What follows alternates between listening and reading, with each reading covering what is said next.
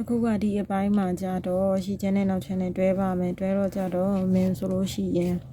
ဒီဆွတ်ချွတ်တဲ့ဟာလေးတွေပေါ့နော်အဲ့ဒါလေးတွေအလှဘက်ကိုအလှယူထားပါတယ်ဒါကြောင့်မလို့ဒီနောက်ချမ်းမှာဆိုလို့ရှိရင်ဒါအလှပဲဖြစ်မယ်ရှီချမ်းမှာဆိုလို့ရှိရင်ဒါကပြောင်းမြန်ဒီမှာဆွတ်ချွတ်တာလေးအလှပဲဆိုတော့အလှပဲချင်းထပ်ပါမယ်အလှဘက်တွေကိုပေါ့နော်အတွင်းဘက်မှာထားပြီးလို့ရှိရင်ခုံးရည်အတွက်ပြမယ်ပေါ့နော်မဆိုတဲ့လူကဒီမှာမကျိတ်နဲ့တွဲထားလဲရပါတယ်မင်းကတော့မတွဲတော့ပါဘူး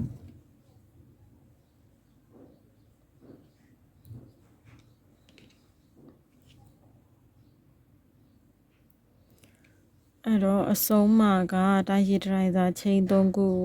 အစာချင်းတိုင်းရှိတိုင်းသာချိန်3ခုဖြစ်တဲ့အတွက်3ခုမြောက်ချိန်ရဲ့ထိပ်ရဲ့ဘဝမှာကတိုင်းရှိနဲ့ဆုံးထားတော့တိုင်းရှိရဲ့ထိပ်ရဲ့ကို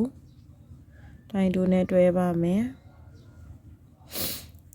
တွဲပြီးလို့ရှင်သူကဒီချိန်လေးတွေကိုပေါ့နော်အလိုက်တဲ့ဒီတိုင်းလေးတွဲတော့ရရဲ့ချိန်တစ်ခုတိုင်းတို့ချိန်တစ်ခုတိုင်းတို့အတန်လေးနဲ့ပဲအလိုက်တဲ့တွဲတော့လို့ရပါတယ်ဒီကောင်ကလေပြောရမယ်ဆိုမှားစရာတော့မရှိဘူးပေါ့နော်သူကခြံခဲ့တဲ့ချိန်အရေးအတွက်ကလည်းအကုန်လုံးအတူတူဖြစ်နေတဲ့အတွက်မှားစရာတော့မရှိဘူးမှဆိုရင်တော့ပေါ့နော်ဒီချာလေးရေးပြီးတော့တွဲလိုက်ကြပါတိုင်းတို့နေရာမှာကတိုင်းတို့လေးတွဲမယ်ပြီးရင်ချိန်တစ်ခုလာမယ်ဒီချိန်3ခုအလဲမှာတိုင်းတို့လေးတစ်တိုင်းလာမယ်ချိန်တစ်ခုလာမယ်တိုင်းတို့နေရာမှာကတိုင်းတို့လေးတစ်တိုင်းလာမယ်ချိန်တစ်ခုလာမယ်ဒါအတွင်းဘက်အလားပဲမှာじゃဒီလိုလေးပဲပေါ်နေမယ်နော်အတိုင်းလေးတွဲပြပါအဆုံးရောင်ချီဖြတ်လိုက်လို့ရပါပြီ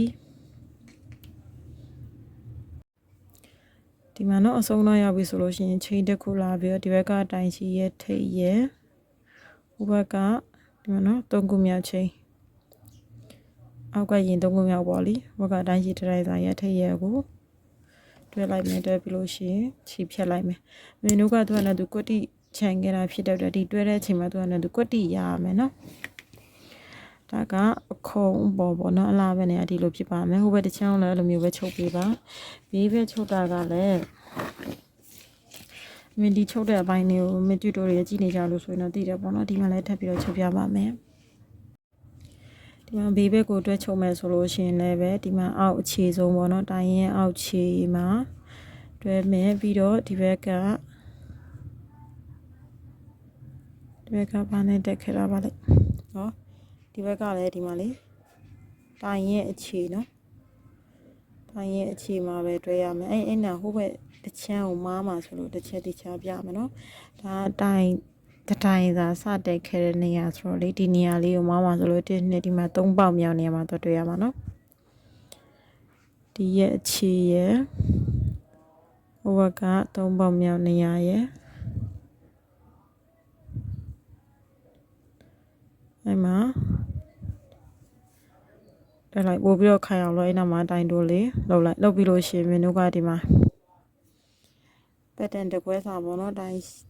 ရှိတစ်တိုင်းစာဆိုတော့ချိန်3ခုထိုးပြီးလို့ရှိရင်